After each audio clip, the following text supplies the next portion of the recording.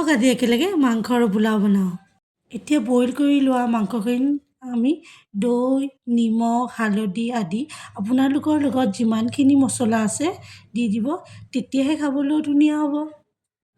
মই বাৰু যিখিনি মছলা ব্যৱহাৰ কৰিছোঁ সেইখিনি স্ক্ৰীণত দি দিছোঁ, আপোনালোকে চাই ল'ব। এইখিনি মিক্স কৰাৰ পিছত আমি এঘণ্টাৰ কাৰণে মেৰিনেট হ'বৰ কাৰণে থৈ দিম। এতিয়া আমাৰ এইখিনি ধুনীয়াকৈ মিক্স কৰা হৈ গ'ল। এতিয়া মই পোলাওৰ কাৰণে গৰম তেলত দালচেনি, তেজপাত আৰু পিঁয়াজখিনি দি দিছোঁ। পিঁয়াজটো ৰঙচুৱা হৈ যোৱাৰ পিছত মই চাউলটো দি দিছোঁ। চাউলটো আপুনি নিজৰ সুবিধা অনুযায়ী দিব পাৰে, মই জহা চাউলে দি দিছোঁ ইয়াতে। চাউলখিনি দিয়াৰ পিছত মই ইয়াত আদা নহৰুৰ পেষ্টটো দি দিছোঁ। চাউলখিনি দিয়াৰ আগতে মই অকণমান মেৰিনেট কৰি থৈ দিছিলোঁ এঘণ্টামানৰ কাৰণে।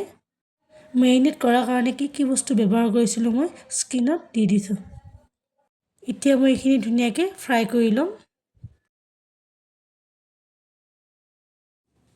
অকণমান ৰঙচুৱা হোৱালৈকে ফ্ৰাই কৰিব লাগিব। যিমানে আপুনি ফ্ৰাই কৰিব সিমানে বস্তুটো টেষ্ট আহে পোলাওত। এতিয়াও মই অকণমান ড্ৰাই ফ্ৰুইট দি দিছোঁ, কিচমিচ, কাজু আৰু আলমণ্ড। তাৰপিছত মই ফ্ৰাই কৰি ৰখা মাংস কেইপিচমানো দিছোঁ টেষ্টৰ কাৰণে।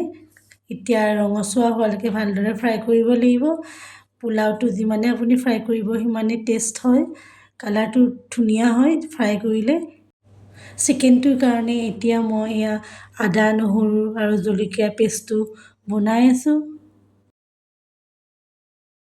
এতিয়া এটা বেলেগ কেৰাহীত মই তেলটো গৰম হ'বলৈ দিছোঁ। গৰম হোৱাৰ পিছত তাত আলুটো দি দিছোঁ। আলুটো অকণমান ৰঙচুৱা হোৱালৈকে ফ্ৰাই কৰিব লাগিব।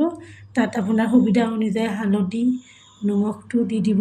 আপোনাক যিমানখিনি লাগে সিমানখিনি পৰিমাণত দি দিলে হ'ল। তাৰপিছত এইটো বেলেগ এটা মই হটকেছত নমাই থ'লোঁ ফ্ৰাই হোৱাৰ পিছত। এতিয়া সেই একেখিনি তেলতে মই মাংসটো দি দিছোঁ। মাংস আটাইখিনিয়ে দি দিম তাত। দি পেলাই ভালদৰে ফ্ৰাই কৰিব লাগিব। এয়া মাংসখিনি মই দি দিলোঁ। এতিয়া দি অকণমান ফ্ৰাই কৰি ল'ম ভালদৰে।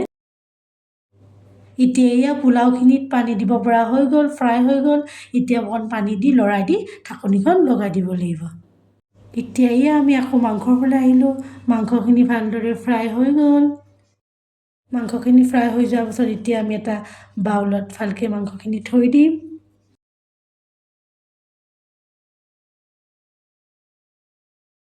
এতিয়া মাংসখিনিৰ কাৰণে আমি তেজপাত আৰু পিঁয়াজ, জলকীয়া ভালদৰে ফ্ৰাই কৰি লৈছোঁ। এয়া অকণমান ৰঙচুৱা হোৱালৈকে ফ্ৰাই কৰিব লাগিব।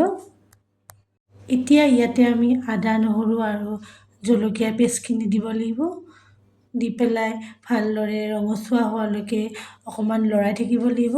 তেতিয়াহে মাংসৰ টেষ্টটো আহিব। সেইটো কাৰণে তাত ভালদৰে লৰাই থাকিব লাগিব। যেতিয়া ৰঙচুৱা হৈ যাব তেতিয়া আমি ইয়াত মাংসখিনি দি দিম।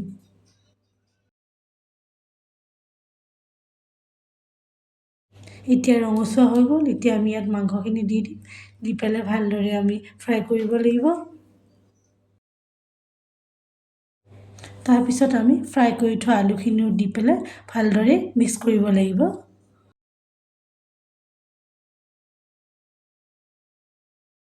এতিয়া ফ্ৰাই কৰি হৈ যোৱাৰ পিছত এতিয়া আমি পানীটো দিব লাগিব। পানীটো আপোনাৰ নিজৰ সুবিধা অনুযায়ী দিলে হ'ল, যিমানখিনি লাগে আপোনাক। এতিয়া অকণমান আমি লৰাই দি পেলাই অকণমান ঢাকনিখন দি দিম মাৰি পেলাই। এইপিনে আমাৰ পোলাও ৰেডি হৈয়ে গ'ল।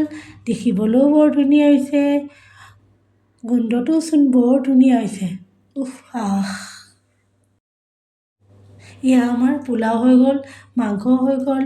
শেষত মাংসত অকণমান ধনিয়া পাত গাৰ্নিছ কৰি দিছোঁ। এয়া আমাৰ পোলাও মাংস এতিয়া ৰেডি। এতিয়া আৰু খোৱাহে বাৰু কথা দেই।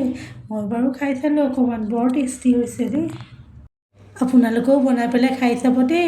আৰু লাইক আৰু ছাবস্ক্ৰাইব কৰিবলৈ কিন্তু নাপাহৰিব। আজিলৈ বাই।